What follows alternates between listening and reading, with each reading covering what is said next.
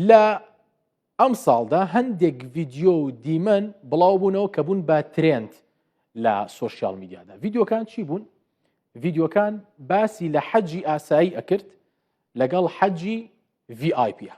جا ئێمە دیمەنەکانمان بۆ ئامادە کردوون چ حەجی VIP بڵێنەوانن کە خەڵک پارەی زیاتر ئەیەن، شوێنیان باشترە، خواردنیان باشترە، ئیسراحەتترن لەبەر فێنکاین ئارەق ناکەنەوە. حەجی ئاساییش ئەوەیە کە حاجیانی دیکە بەسەر کێوی عەرەفاکەون و شوێنەکانیان بڵێن ئەوەیە خراپە و یان شوێنی ناڕەحەتوانیان هەیە. ئەمەی کە ئەیبینەوەی لەسەر شاشەیە.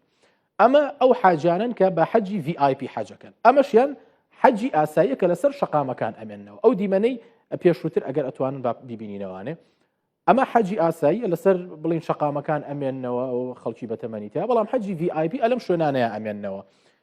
بڵین سیستەمی تایە، تەلەڤیزیۆنی تایە، سپلێتی تایە، هەمووی ئاوا بڵین شوێنیان بۆ جاکراوەتەوە، جێگەی یەک کەسی و دوو کەسی و سێ کەسی. بەڵام حەجی ئاسایی ئەوەی کە بە پارەی حکوومەت ئەچێ ئابم شێوازە لەسەر شەقامەکان ئەمێننەوە لەژێر کوێیە لەژێر سێبەری ئۆتۆمبیلەکانە. ئەوە وەکو شوێنی مانەوە، ئەوە جیاوازەکەیەتی. مانەوە لە عەرەفە بۆ خۆی یەکێکە لە ڕوکنە هەرە گرنگەکانی حەج. ئەمە VIPەکەیە. ئاوا بەرامبەر بە کێوی عەرەفە دانیشتون، مێزیان بۆ ڕازێنراوەتەوە، میوەیان لە بەردەستدایە، شەربەتیان لە بەردەمایە، بەڵام ئەمەشیان حەجی ئاساییە. حاجیانی ئاسایی بەسەر کێوی عەرەفە دەکەون بەو گەرمایی سعودیە لە مانگی حەوتە لە مانگی شەشە سەر دەکەون بەوێ، یعنی کە زۆربەی زۆری حاڵەتەکانی گیان لەدەستدانی حاجیانیش لە ڕۆژی عەرەفەدا بووە، چونکە لە بەیانیەوە کە بەڕێ دەکەون بەرەو کێوی عەرەفە، لەوێ دەمێننەوە تووشی هیلاکەتێکی زۆر دەبن، دوعا دەکەن، لەوێوانێ نوێژ دەکەن.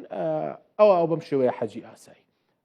دوای ئەمە ڕەمی جەمەراتە بە شێوەی VIP. کابرا لە سیارەکەی خۆیەوە لە سڵایدەکەەوە دەستی دەرهێناوە بەردەگرێتە جەمەرات، با بڵین ئەوەی کە پێی ئەوترێ بەربارانکردنی شەیتان. ئەمەشی کە ئەیبینن ئەم قەرەباڵغی ئەمە حەجی ئاساییە. ئەمە حاجیانن کە ژمارەیەکی زۆریان لێرەیە دەکەون، دەبن بەژێر دەسوپێەوە، خۆیان دەگەێنە نزیکی ئەو شوێنەی کە دروست کراوە وەکو بۆ بەربارانکردنی شەیتان، لەوێوانێ بۆی بەردبارانی بکەن و هەوڵ بدەن بەردەکە بخەنێ ئەو شوێنی کە بڵین وەکو حەوزێک وایە. بۆ قەرەباڵغی و بۆ هیلاکەتە خۆیان ئەگەیەنە ئەو شوێنە بۆ ئەوەی کە بتوانن ڕەمی جەمەرات بکەن. ئەوەی کە بینیتان ئەوە جیاوازی نێوان حەجی VIP و حەجی ئاساییە. ئەم دیمەنانە ڕەنگە پێشتر بینی بێتان، بۆ نمونە ساڵی ڕابردوو بینی بێتان، 2 ساڵ پێش ئێستا هەندێکیتان بینی بێ، بەڵام ئەم ساڵ شتەکە زیاتر تازە بووەوە. هەندێک زانیاری و وردەکاری زیاترتان ئێمە لەسەر ئەم حەجە VIP. ئەم حەجە VIP پێتان ئەڵم جارێ بۆ چێە؟ ئەم حەجە VIPە بۆ ئەو کەسانەیە کە خەڵکی بڵین وڵاتانی خلیجن. لەوێ ئەم حەجە VIPیان بۆکەن دێن بۆ سعودی حەجەکەیەکەن. نرخەکەی چۆنە؟ نرخەکەی لا 1 دەفتەر و 20 وەرەقەوە بە زمانی یعنی هەموو خەڵک بۆتان باسەکەم هەتا وەکو 3 دەفتەر دۆلاری تێدایە. فەرقەکەی چییە لەگەڵ حەجی ئاساییە جگە لەوانەی کە بینیتان؟ لە مەککە ئوتێلی 5 ئەستێرەیان بۆ ئەژیرێ کە نزیکە لە حرەمەوە، بەڵام حاجیانی ئەوەی کە بە حەجی ئاسایی ئەچێت بڵین ئوتێلەکانە لە ناوچەی عەزیزیەیە کە هەندێک دوورانی بە ئۆتۆمبیل کە ئەڕووی بۆ حرەم نزیکی 20 خولەشێکی پێ ئەچێت.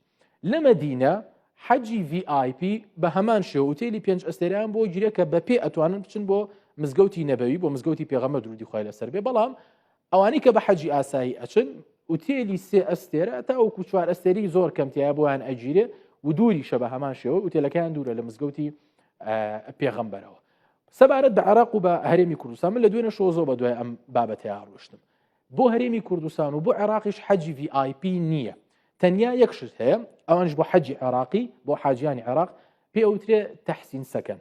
کابرا شتێک پارەی زیاتر ئەو ئوتێلی کە بۆی ئەگرن لە بریەوەی 4 کەسی تیا بێت 2 کەسی تایە، لەمە زیاتر نییە. ئەوە نییە بڵین ئوتێلەکەی 5 ئەستێرە بێت، شوێنەکەی بەرامبەر کێوی عەرەفە لەبەر سێبەرا بێت، لەبەر پانکەیە بێت، عارق نەکاتەوانێ و حەجێکی زۆر زۆری ئیسراحەت کە. جا یەک شتێ زۆر گرنگە با بیرم نەچێ، حەجی VIP تەنیا 7 ڕۆژیشی پێچێ. لە 7 زولحیجەوە دەست پێ ئەکا هەتا وەکو 15 زولحیجەیە، ئەوە ئیتر ئەخیر ڕۆژانە لە ماوەی 7 ڕۆژە هەموو مەراسیمەکانی حەج تەواو ئەکەن، بەڵام حەجی ئاسایی خۆتان نەزانن جاری وایە مانگ زیاتریش دەخایێنێ. بۆیە ئەمە ئێستا بۆ بە ترند لە سۆشیال میدیادا زۆر ئەم ڤیدیۆیانە بڵاو ئەبێتەوانێ و بۆیە حەزم کرد بۆتان باس